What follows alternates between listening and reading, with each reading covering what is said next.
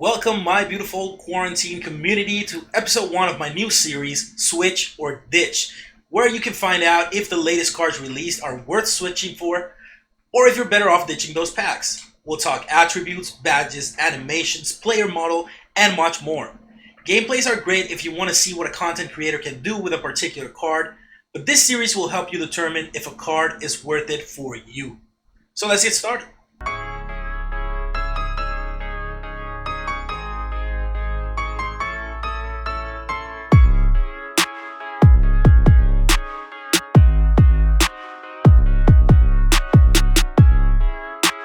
Okay, so for episode 1, we're going to be talking about whether you should switch or ditch shooting guard, point guard, buzzer beater, Galaxy Opal, Jamal Crawford. We'll do a few things. So number 1, we're going to go into freestyle and we're going to take a look at their animations. No, actually before that, let me go ahead and review their actual attributes. Okay, so first off, Jamal Crawford, he can play the 2 and the 1. That's pretty good.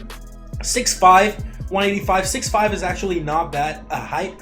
He does have 40 Hall of Fame badges. Now, we're looking at important badges for this type of player, for this type of card, are catch and shoot, and he does have that in Hall of Fame. Another one, if you want to run him at point guard, floor general is a great one, and he has it at Hall of Fame as well. He has a bunch more. Ankle breaker is a good one. Relentless finisher is as well. Range extender in Hall of Fame is amazing. Like that's what you need for a card like this. So is quick draw in Hall of Fame. Dimer in Hall of Fame for a point guard. Pickpocket is good. Clamps in Hall of Fame is amazing, again, for a point guard or a shooting guard. Actually, any position could use clamps on Hall of Fame. Hot Start is good. Green Machine is good. Flexible Release, again, that's one that's a little bit controversial, but it's actually good when it is on Hall of Fame. So that's a plus for him. Deadeye, again, that is... So I'm going to talk about Deadeye just a second. If a card has Hall of Fame extended range, but does not have Deadeye, it's basically useless because you can still close in on an extended range card and he's not going to make the shot. Deadeye is the card that actually helps you make a shot even with a hand on your face. So you want that combination of Deadeye and extended range both on Hall of Fame, and this card has it, so that's actually a huge plus. Contact Finisher is good. I mean, Giant Slayer. Downhill, handles for days. Quick first step. I mean, if he has unblockable as well, that's pretty much, and he does have it. So, I mean, he is looking like an amazing point guard slash shooting guard, a great combo guard. But again, that's on paper. Those are the attributes. Let's go. I mean, those are the badges. Let's go to the attributes here, and keep in mind that I put the MJ11 golds on him, and I'll tell you why in a second. Attributes are looking pretty good. 95 3-pointer, 97 mid. Draw foul is a 95. That's good as well.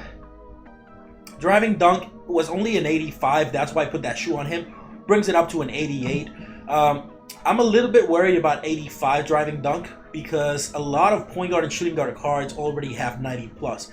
So I brought it up as much as I could. 88 is not bad. However, ball handling, passing IQ, and passing accuracy are insanely good. This is looking like an OP point guard card. Let's see what else. Perimeter defense up to a 93 with my shoe. And again, I do recommend this shoe if you're going to use this card. It is the best shoe. I know it's a gold shoe and you have to replace it every 6 games, but it is the best shoe out there for this card. Steel 92, not too bad. Interior defense is awful, but again, he's not going to be playing interior defense. Speed with the ball, and Axel are all at 96, which is already very good, and a coach is going to bring that up to 99, at least for speed. Lag quickness is already at 99. I don't know if the shoe actually did anything there. I really wanted the shoe for the other stuff that I showed you, but it's looking like a very, very good card on paper. Let's look at the tendencies real quick. Tendencies show me that he is not going to be dunking a lot. Like, it's just not happening. So even if you have the shoe would increase his driving dunk from 85 to 88, his driving dunk tendency is only a 35. So this is actually a big minus for him. He's not going to be dunking a lot, and I do not like that very much. But so that's number 1. We did that part. He's looking pretty good so far. I cannot make a decision on whether to ditch him or switch for him yet. So I'm gonna go into freestyle now, and we're gonna take a look at how he handles. I want to see specifically what the player model looks and feels like, how his handles, dribble animations are, all the other animations, and his release, of course. So we're gonna start with that, and then I'm gonna take him into a game to just make a few moves with him. Again, this is not about gameplay. I'm not gonna do a whole gameplay with him or anything like that. I just really want you guys to know as quick as possible if this card is worth switching your card for. So let's go. Okay, as we can see, his hot zones are everywhere, so that already is amazing. His dribble moves they feel pretty good, although that behind the back is kind of slow, to be honest. There we go, that's better. His release is good. I actually do like his release. That's a lot of green. It's not uber quick, however, it is smooth. Wow, that's 4 greens in a row. It is pretty smooth. 5. Yeah, this is definitely a very, very good release. I just realized that I wasn't even shooting. This whole time, I wasn't even shooting from the 3-point line. I was shooting from range extender line, and I was greening a ton, okay? I'm greening a ton from the range extender line. So definitely a sweet releasing card. I am enjoying it a lot so far. These are like logo shots. Like, these are pretty much, I know my logo is kind of big, but these are logo shots, and he is greening them for fun. So, I mean, I'm liking the release is, oof, that was a bad shot by me. The release is butter. Like, this is a really, really good release. Okay, so let's look at some dribble annies right here. I like that one. Okay, nice little stutters.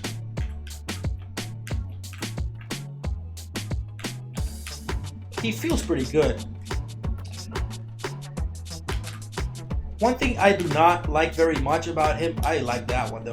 One thing I don't like very much about him is his animations, although they are very smooth, and I do like his animations a lot, they feel slightly slow. Just slightly. Like, I don't know. They don't feel Zach LaVine fast, if you know what I'm talking about. Like, Zach LaVine is just an insanely fast animation type. However, Jamal's animations are like, they're just, even though they're not as fast as LaVine's, they are fun. They feel pretty fun here. Let's see what else we got.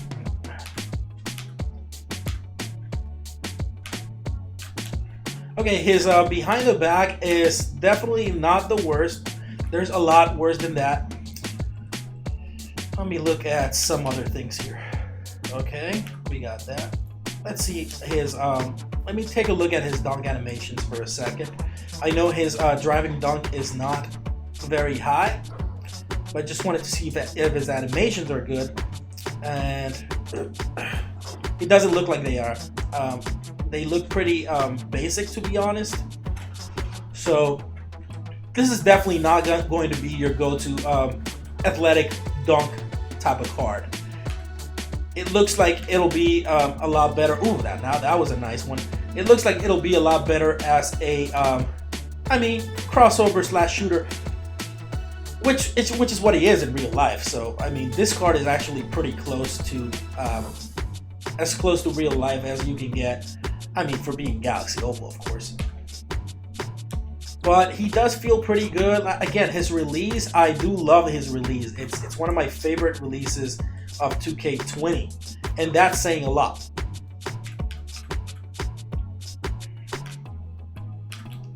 Spin move is actually pretty fast, not the worst, so I do like that.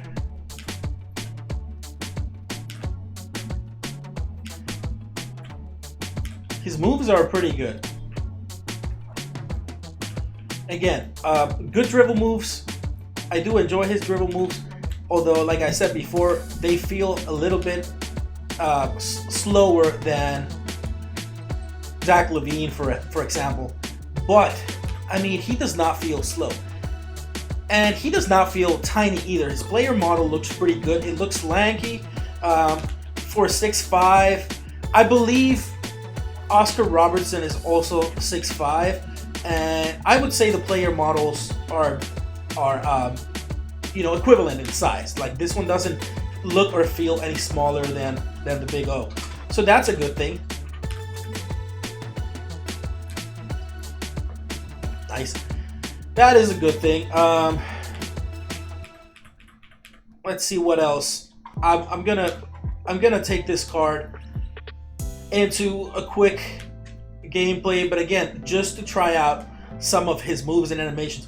One of the most important things about gameplay, and this is whether you do it on Hall of Fame or you do it on MTU, it doesn't matter where, but one of the main things about gameplay is that you can see whether a card feels active,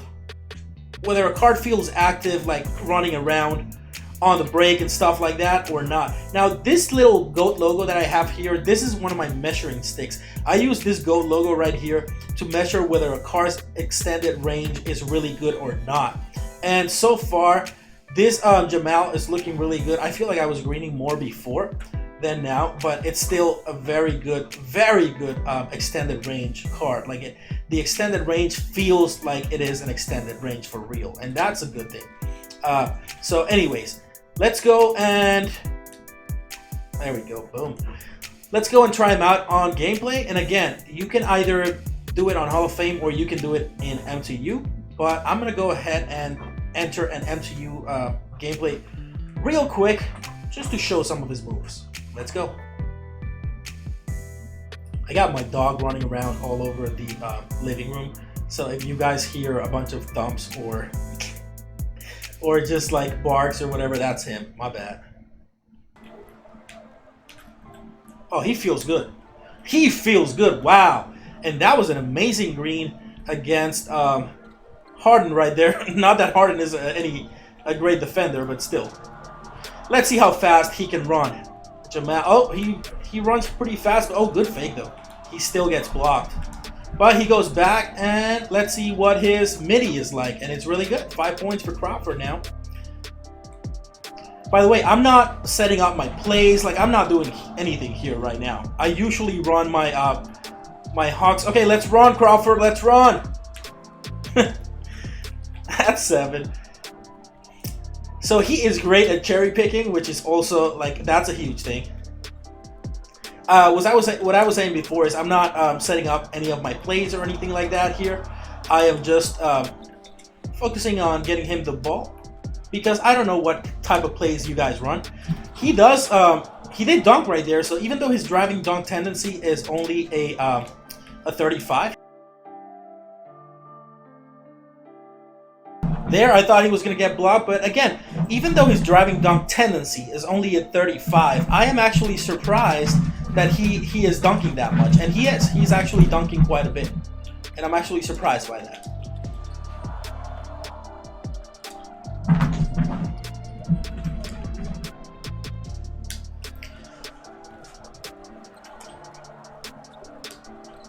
I thought that was going to be a green, and it wasn't, but he still made it.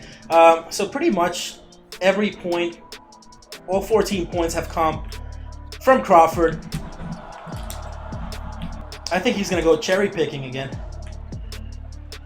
And he does, yes. So forget about his driving dunk tendency being at 35. It's not. It's not. That has to be a glitch because he is dunking everything.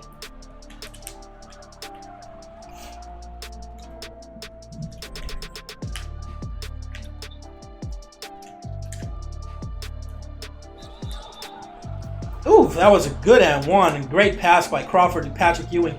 I'm going to try out some of his point guard abilities now, because we know he can score. I mean, he already has 16 points. So we definitely know that he can easily score at will. Oh, good pass.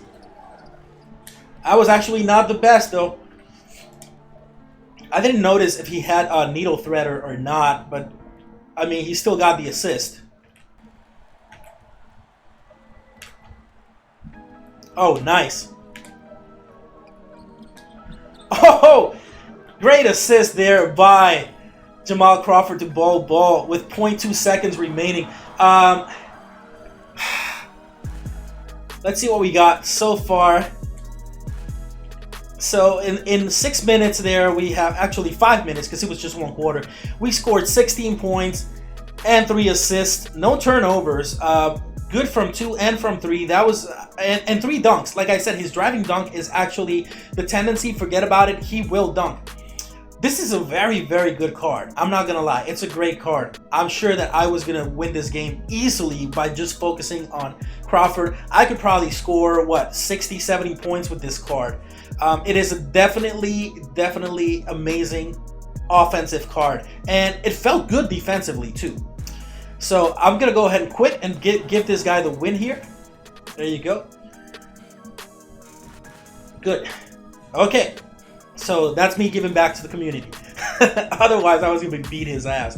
But anyways, okay, so we're going to go now to the conclusion here of the first episode of Switch or Ditch. And my final recommendation is, if you have, I'm gonna tell you something real quick here. I love the card. I think I'm gonna keep it for a while longer because I want to run with him a bit more. Oh man, it's tough. However, I still like Zach LaVine personally. I like him better. But as a point guard, Jamal Crawford is better. He has unblockable, which LaVine doesn't, and he also feels just better as a point guard. As a shooting guard, though, I still would take LaVine over him because his dribble animations are faster. However, this Crawford card is a switch. Like I personally think if you have a shooting guard like, let me take a look at my God Squad here for a second. If you have D-Wade, you definitely don't need Crawford. If you have LaVine, you already locked it. It's a token reward, so might as well just keep it and sell Crawford. However, other than that, I really don't see other combinations. Like, for example, Magic would still be better because he is a taller card, and Magic is really fast, although this Crawford felt really fast as well. Magic is better. So will be like Giannis and Ben Simmons, of course, they're huge. But if for running him at point guard, I think he's better than the Big O. So if your point guard right now is Oscar Robertson, I really think that Crawford is better. No, he's not going to rebound like the Big O. And no, he's not going to be as good in other areas. But I think as a pure scorer, as a card that you want to use to beat people like handily in MTU, then yes, Jamal Crawford is a glitch card. It is a really, really good card. So this is why my very first episode of Switch or Ditch is very hard. It's a very, very difficult recommendation for me to make. I'm gonna go through all the point guards here real quick. Crawford is, in my opinion, he is better than Parker, than Penny, than Caruso, and than the Big O. He is on par with D Rose, although if you already have D Rose, might as well keep him because D Rose is still a good card. However, D Rose is 6'3". He is not 6'5". So that's big right there. Let me do it this way so I can compare with point guards first. So yeah, he is taller than D Rose. However, as you can see, D Rose has better post defense and rebounding, if that matters to you. But other than that, he is like one of the top point guards in the game right now. He is definitely one of the top point guards. If we go to shooting guards, he is definitely better than B. Roy, better than Ray Allen. He is better than Vince Carter, in my opinion, even though he's shorter. T-Mac, maybe not. Maybe not. D-Wade, no, he's not better than D-Wade. MJ, to be honest, I like Crawford to release better than MJ's, even though MJ's is really good. But other than that, again, he's right there. He is one of your top shooting guards as well. He is one of your top shooting guards in the game. Probably a top 4 shooting guard and a top 5 point guard. Other than Magic, maybe Rose, Simmons, and Giannis. Other than that, I really, really like this Crawford card. So I'm going to say if you pack this card, or if you want this card and you don't have some of the players that I already mentioned, like Magic, Rose, Simmons, point guard Giannis, or T-Mac, Opal D. Wade, or Zach LaVine, then those are pretty much it. Like, I think other than that, you will want to switch whatever card you have for this Jamal Crawford. Okay, guys? So that's it for Jamal. I'm going to go ahead and record Patrick Ewing right now, and that's going to be episode 2. So I'm going to be releasing both episodes today. Okay, guys? Final recommendation. He is a good switch, unless you have the cards I already mentioned. But either way, very, very fun card to play with. I think you're going to love this card. And that's it for now. We'll see you soon. SG5 out.